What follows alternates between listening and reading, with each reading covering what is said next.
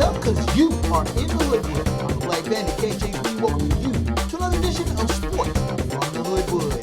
Coming up in this edition, Mahomes Breaks the Bank. How it affects the Chiefs, how it affects the NFL, how it affects other quarterbacks. The Pac-12 and the Big Ten are going to conference-only football schedules for this season. Is this a trend or just an outlier? We have those topics. The Hoodwood Hot, Phat, and Slap, a special announcement as well. Final word from Wood. Fasten your seatbelts and buckle your chin strap. What's coming at you right now.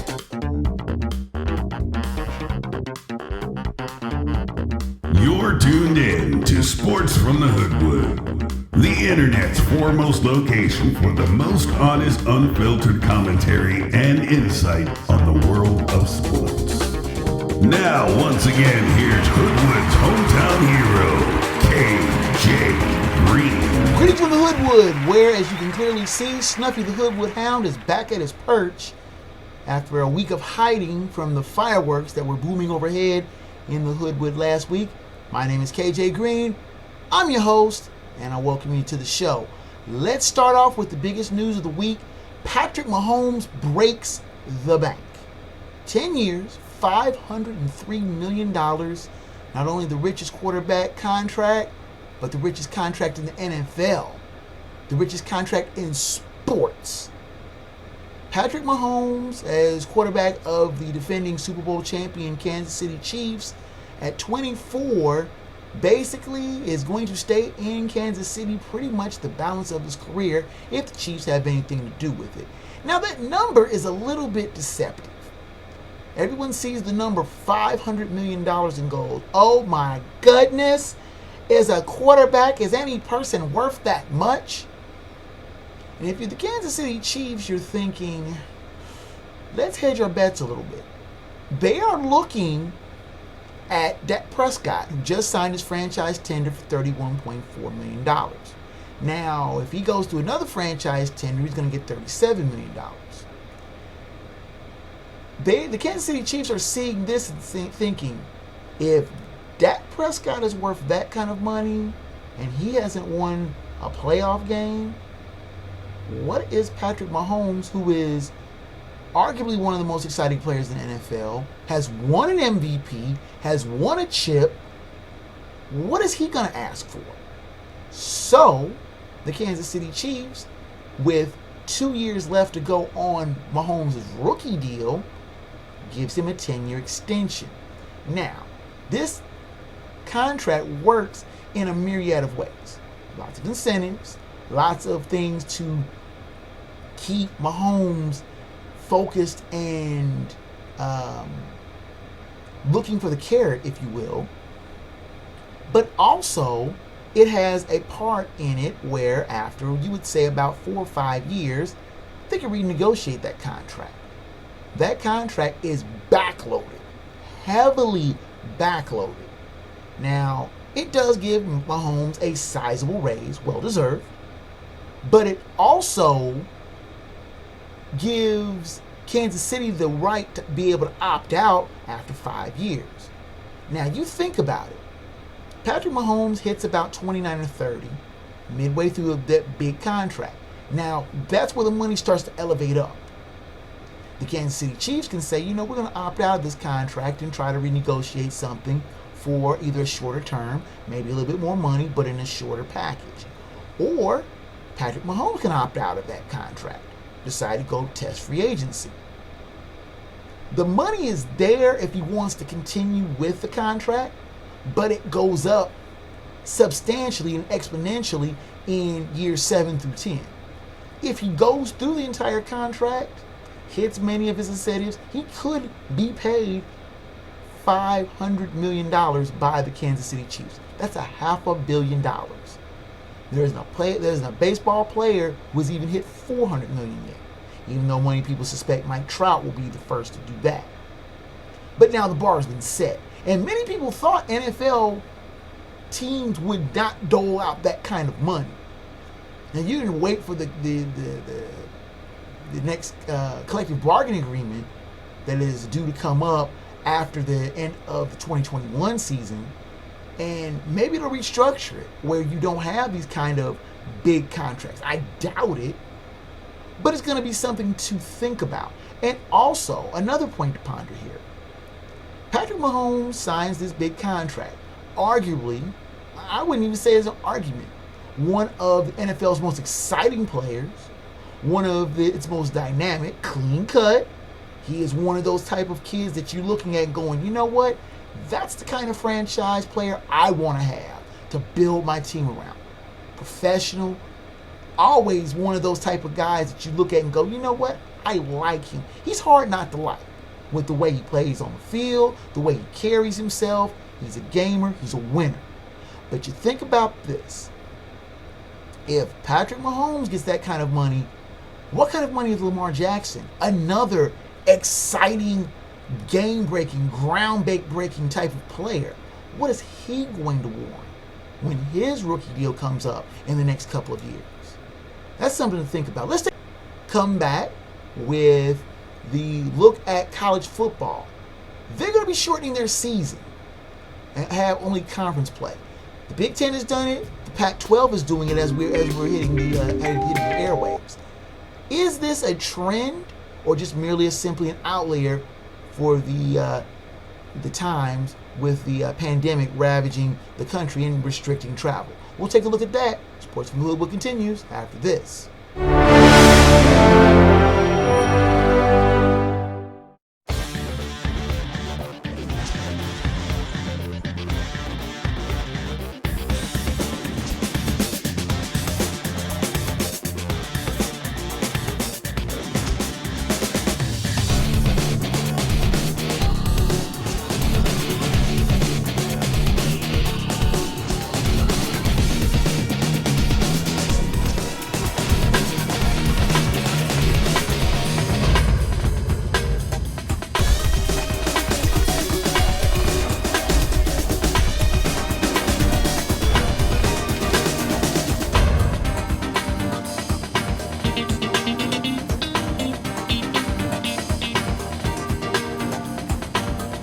You're tuned into Sports from the Hoodwood, the internet's foremost location for no-nonsense commentary, insight, and opinions on the world of sports. Here now live in living color, black by popular demand, your host, KJ Green. And on we go in the Hoodwood. My name is KJ Green. Welcome back.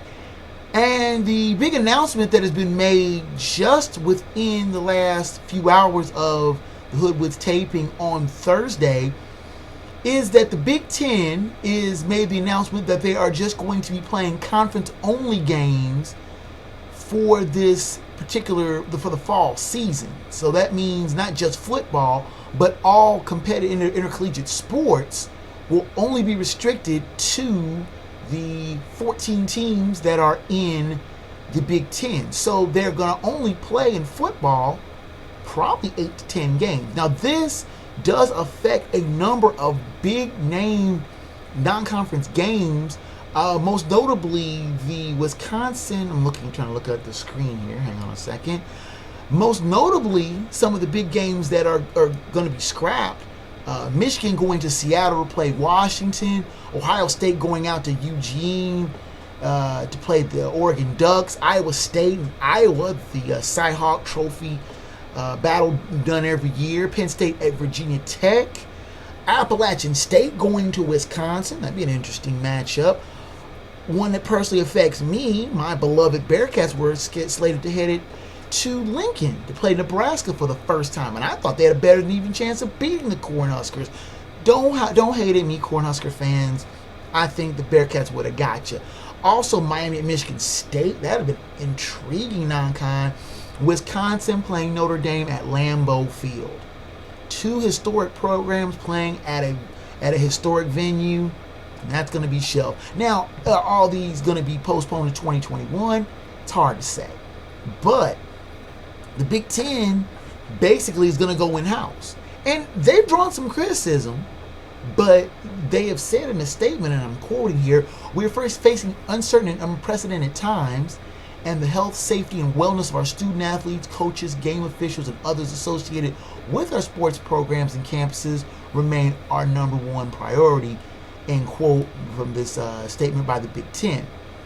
That being said, is this a trend? Are we going to see? Now I've already heard rumors that the Pac-12 is thinking of going to an all-conference slate, and that the ACC and SEC are mulling it over. This is a one-year thing so far, but are these conferences going to get so insular that they're going to say, you know what? It's not going to behoove us to play anybody else but ourselves and play other teams in a bowl situation, or maybe this might be the thing that forces the hand of an expanded playoff. Now, the Big Ten has never been one for a playoff anyway. I think that they're going to just basically say, you know what? We're going to play this season. We're going to play the Big Ten championship, and that's going to be it. Though you may have teams with national championship aspirations, they're not going to play it. They're just going to say, you know what? We're going to be better safe than sorry. We're just going to say, hell with it. We're just going to stay in-house. This is going to basically wreck any kind of semblance of a national championship for any smaller school, any of the so-called group of six won't get any kind of gravitas because they won't have any kind of real record, because the Power Five will say, y'all playing in a little small conference. We ain't studying y'all. The Power Five are trying to consolidate their power, so to speak, and say, you know what? It's just us and us. I personally don't like it. I think that the Big Ten is being a little hasty on it. I think with it being just early July, that they should wait a little bit.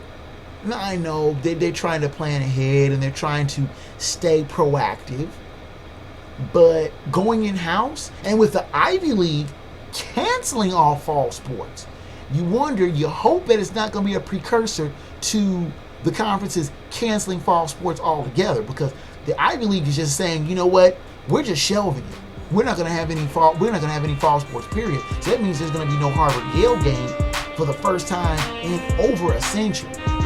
Chew on that. We'll take our second time out. Come back with the Hoodwood Hot 5, as well as Phat Dap, Head Slap, and the final word from the week. Sports from the Hoodwood continues after this.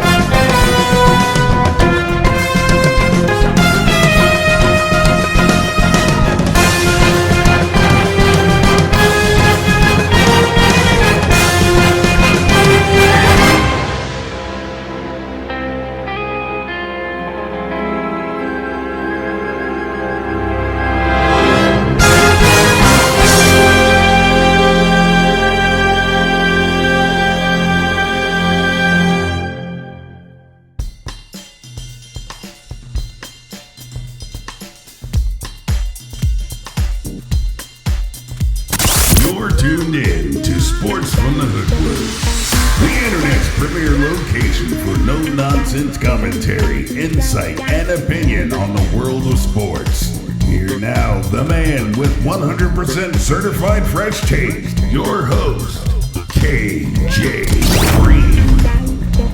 And on we go in the Hoodwood. My name is KJ Green, and let's go to the 5 hottest topics, at least in my opinion, in the sporting world this week, the Hoodwood Hot 5.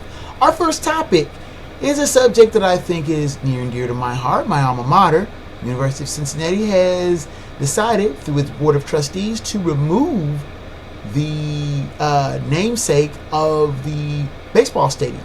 The baseball stadium, which has been open about 10 years, was named in honor of former Cincinnati Reds owner Mark Schott, very controversial selection after the Mark Schott Foundation donated $2 million to the University of Cincinnati.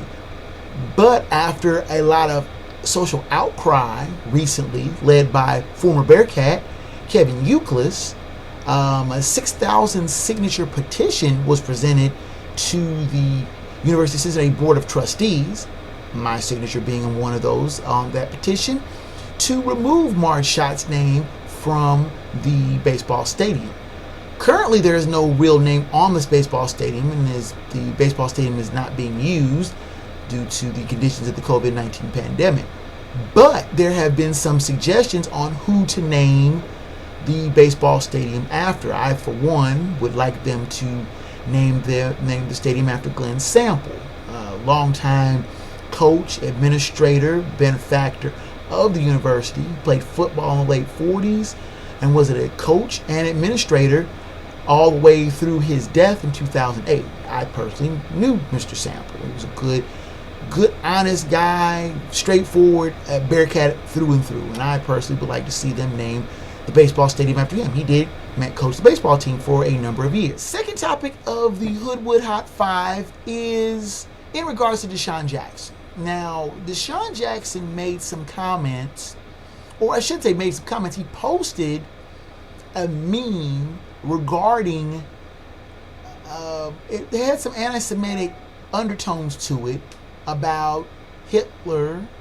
and some of the things that he said regarding Jewish people and African American people. The comments were pretty inflammatory. DeSean Jackson only said that he didn't believe these particular statements, is that he was putting them out there for comparison. Now, backlash for DeSean Jackson was pretty swift. Now, he hasn't lost his job. Now, but the question remains, the outrage for things that he has said is less palpable, less apparent than it was for when Drew Brees said that he was not kneeling for the national anthem with his teammates, saying that he felt that it was unpatriotic to do so. The reaction to him was swift. The outcry was very loud. The outcry for DeSean Jackson has not been as much. Why is that?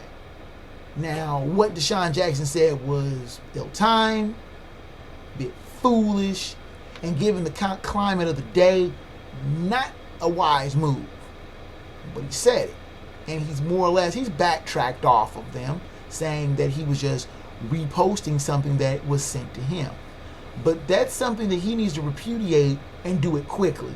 That's going to be something. And Julian Edelman, who's a wide receiver for the New England Patriots, invited DeSean Jackson to a museum tour of Jewish faith. Now, I think things like that need to happen more. We need to do more educating. We need to do more outreach so that we have a better understanding. Because a lot of times, racial animus is bred from ignorance. And something of that nature that DeSean Jackson posted, I think, was born of ignorance.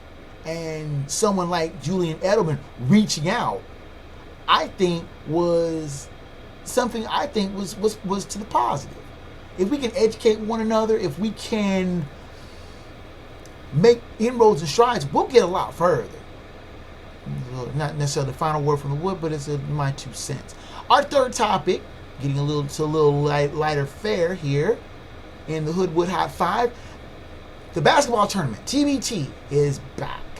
The 2014 tournament, being played in Columbus, Ohio, has a number of teams competing for a $1 million winner-take-all prize. Now, the defending champ, Carmen's Crew, there's a bunch of Ohio State alum, knocked off 4-time defending Overseas Elite in the semifinals, and then went on to win the championship outright a couple of days later. Overseas Elite is 29-1 in the basketball tournament since its inception, since it first brought a team on in 2014, and have won 4, count them, 4 TBT titles. and they look to take the title back again. And with their first round of 16 win, 76-70, they are moving on to the quarterfinals, and led by former All-Pro Joe Johnson, Overseas Elite looks like they are the team to beat in the basketball tournament. Now, that's who my money is on. Who do you think can come away with them? Who do you think can beat Overseas Elite? I'm not betting on anybody on that against that team. Speaking of betting on who you're backing, with the MLS is Back tournament, the kind of a round robin in-season tournament to basically get everybody off and running in Major League Soccer is just getting underway this week down in Orlando. There have been a couple of teams that have dropped out. FC Dallas and Nashville have had a number of players test positive for COVID-19, enough so that they aren't able to field enough of a team, so they have dropped out. But who do you think will emerge victorious in the MLS is Back tournament? I'm not going to bet against LAFC. That the black and gold that's a tough squad, and if they can get by their fierce rivals in LA Galaxy and their East Coast version of El Tráfico, that I think they have a better than average chance of winning the MLS is Back tournament. It isn't necessarily the MLS Cup, but I think it would be a premier chip to have going into the restart of the MLS season. You know, they only played a couple of games before they had to shut everything down for the pandemic. But my money is on LAFC, though I would love to see my beloved football club Cincinnati FCC get a couple of wins, or at least beat the Columbus Crew. Just do that and I'd be happy. Speaking of Orlando, transitioning to topic 5 in the Hoodwood Hot 5, is not having a home court advantage going to be a big deal in this restart in the bubble in the NBA? I mean, there are some venues that are tougher than others to play in. Milwaukee, the Staples Center, Houston. Those are tough venues for road teams to get wins in. Denver has an immense home court advantage playing a mile high up, but playing at about 12 feet above sea level, that advantage has been severely negated. Will home court advantage, or lack of it, because you don't have fans, everybody's playing pretty much in the same venue, so there's no travel, will that negate some of the advantages that some of the top teams have? Milwaukee has only lost once at home. The LA Lakers have only lost a handful of times at home. The Clippers, who also play in the Staples Center, are formidable at home. When the Lakers and the Clippers play each other, who has the advantage now? Because there isn't a quote-unquote home team. This will be interesting to see. Which teams will be able to be cohesive enough and play team ball regardless of where they're playing. Some teams, like the Sixers, are horrible on the road, but play better at home. Now, all their games at home, will they fall off? I saw Joel Embiid show up at the bubble in a hazmat suit. I think the entire Sixers team playing on the road needs to be in a hazmat suit, but that's just my opinion. Let's take our final timeout. Come back with Phat Dap, Head Slap, and the final. Hi everyone, I'm KJ Green. If you're looking to reach a broad audience for your advertising dollar, look no further than where you are right now. You can advertise right here in the Hoodwood. If you need spots created as well, Black Banner Productions and Enterprises can create commercial content that drives sales and gets results. You can send your inquiries to ads at blackbannerproductions.com. Black Banner Productions and Enterprises. Sounds, ideas, and images of the 21st century.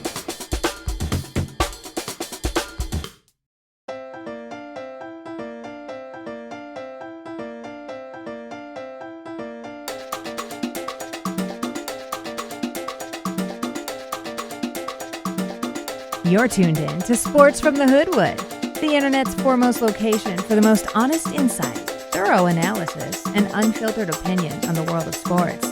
Now, once again, here's the man of the hour, After Hours, your host, KJ Green. Rounding third and headed for home here in the Hoodwood. My name is KJ Green. And before we get into Phat Dap and Head Slap, And the final word from the Wood, we have a special announcement. The Hoodwood is expanding. Well, I wouldn't want to say expanding. We are branching out. I have been generously offered a kind of a side piece segment by a dear friend of mine, Eden Castile, who has a podcast of her own, which is called The Eden Show, which I strongly recommend that you check out, not just because of me, but she's a very wonderfully talented singer, ingenue, if you would like that term. And she has a really wonderful podcast, a lot of comedy, singing, that sort of stuff. And I have a small segment in it. We'll call it, KJ from the Hoodwood. And I talk a couple of quick segments in a couple of minutes. And will be featured on her show. So when I get a few things on this end straightened out of how to set up an interview, I'll interview her. She knows nothing about sports, but she's a very lovely person. And we'll talk about her show, and I'll give her a segment. But the segment that I'm going to be in will be starting here just in a couple of weeks, and I encourage you to look for her podcast and check out her show. Now that we have that business out of the way, oh yes, and of course the music that you hear is the Hoodwood Hustle. I got no glare. There it is. The Hoodwood Hustle is the music, the soundtrack of Sports from the Hoodwood. If you want a copy, send me a line, kjgreen@blackbanditproductions.com, and I will show you how to download it, and you can hear the music that I've created for the show. Now that we have that little business out of the way, let's talk Phat Dap and Head Slap. Phat Dap of the week goes to top draft pick by the Cincinnati Bengals, Joe Burrow. Has yet to take a snap, has yet to do anything minicamp, has yet to say anything. I don't even think he's signed a contract yet. But he is making a difference. And that's what you want sports people, figures to do, is to make a difference. The 23-year-old rookie has created a foundation. It's called the Joe Burrow Fight Hunger Foundation. Now, he was very vocal in his Heisman acceptance speech about combating hunger, and that people in the area that he grew up in, southeastern Ohio, which is part of Appalachia, and has some of the highest hunger rates in the country. And he's put his money where his mouth is, or I should say the food where his mouth is, if so to speak. But he is creating this foundation to combat hunger. And that in itself, he is walking the talk. Basically, he's putting his money into something that's going to really give back to the community. And he has already garnered a big fan in me. I'm never going to be a Bengals fan, not anymore, but I'm rooting for the kid. I want him to do well just because he gets it. I don't know, for some reason he just seems like that kind of different kind of cat that's going to be somebody visible in the community. Bully for him, he's got our Phat Dap of the week. Now, the head slap of the week goes to one Kelly Loeffler. Before you go, who the hell is Kelly Loeffler? She is the co-owner of the WNBA's Atlanta Dream, and she's also one of the state senators from the state of Georgia. Now, Loeffler has been openly critical of the stance that the Atlanta Dream and the WNBA all have made in regards to Black Lives Matter. She has said and been very vocal, saying, and I quote, that politics and sports do not mix. I got a tall flash for you, Senator. They do mix. And when things are not warm and fuzzy, they need to be spoken about. And that sports is a needed and necessary vehicle to foster change. No one's going to say anything when it's a political thing that everyone's on board with. You're not going to say anything with that. But when it's something that wakes people up, makes people think, isn't warm and fuzzy, makes you uncomfortable, and you have a problem with that. Now, there are a number of people that are saying that Loeffler needs to relinquish her control.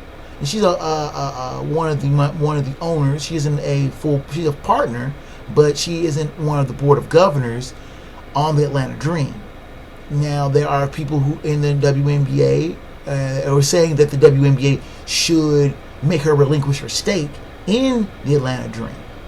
Me personally, I think that a person like that really shouldn't be running or have any kind of part in a sports franchise, especially because they are a politician. And I think in that venue, in that kind of combination, politics and sports don't mix, because I think that she would use undue influence to push an agenda. And I think she is trying to push an agenda, and I don't think that it's right. Head slap to the clueless Kelly Loeffler. She just doesn't get it about the whole Black Lives movement. It's not a thing of the week. It's a movement that is gaining real power and influence, and she just doesn't get that. And now, without much further ado, let's go to the final word from the wood.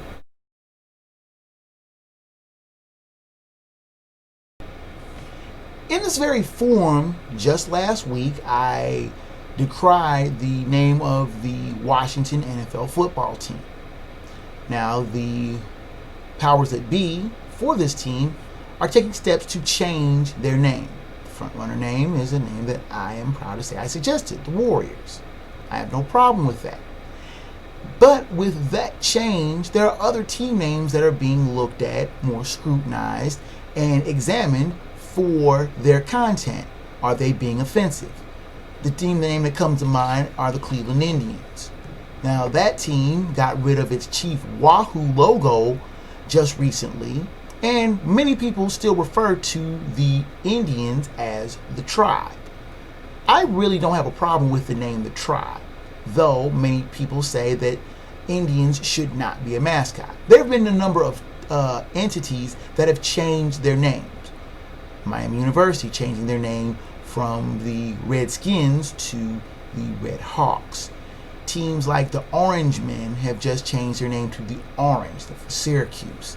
But there have been other teams and other schools that have resisted the change, saying that the names are honoring specific tribes, most notably Florida State, keeping their name the Seminoles. But they have done so with the blessing of the Seminole tribe.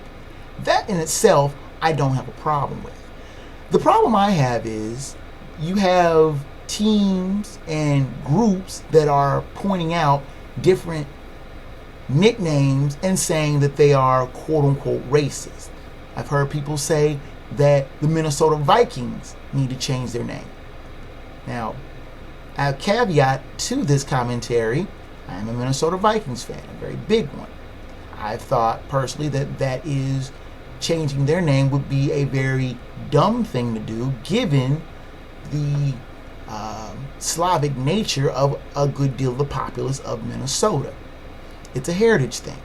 In that argument, heritage does make sense. Changing names for the good, to not to denigrate a people or a certain person, is always a good thing. But how far is too far?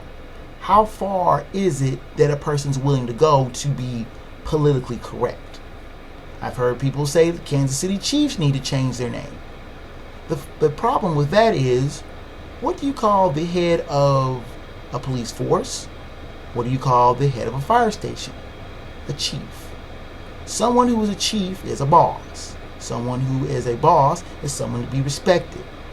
I have no problem with the name Kansas City Chiefs. I have no problem with the name that they play at, the name of the venue they play at, Arrowhead Stadium. When used properly, nicknames are a good thing. When used in a denigration and racist way, there's no place for it in sport. Redskins had to go. Braves, Indians, question mark. Chiefs, Vikings, that's going too far. We don't need to go too far to prove a point. And that is the final word from the wood. And with the music coming up in the background, you know that means your time in the hood was just about done. And I thank you so much for your visit again this week. Now, if you want to send me an email, you can do so at kjgreen@blackbanditproductions.com. You can send me emails on show topics, questions, comments, and criticism. I welcome your correspondence, and I try to get back to every email in a timely manner. And you can catch this podcast on a number of sites, including Amazon Prime, where the video version of the Hoodwood is hosted. And we're also available on iTunes, Google Play, YouTube, Facebook, wherever you get your podcast at. We're likely going to be there, so you can check us out anywhere. The show site itself is hoodwoodsports.podbean.com. That's the host of the show. It has previous show back catalog, music soundtrack of the show, which is the Hoodwood Hustle, and audio versions of the show. I'm also on Facebook, as previously mentioned, at Black Bandit Productions and Enterprises. I'm also on Twitter at KJGreen20 and KJGreenBB. Special thanks once again to Rage Pictures for their fine production work and hosting of the show. And that is that, fellow sports fans. Until next time on the Hoodwood, I'm KJ Green, 30. Sports from the Hoodwood Is a Black Bandit Productions and Enterprises presentation of a 551 Audio and Films production.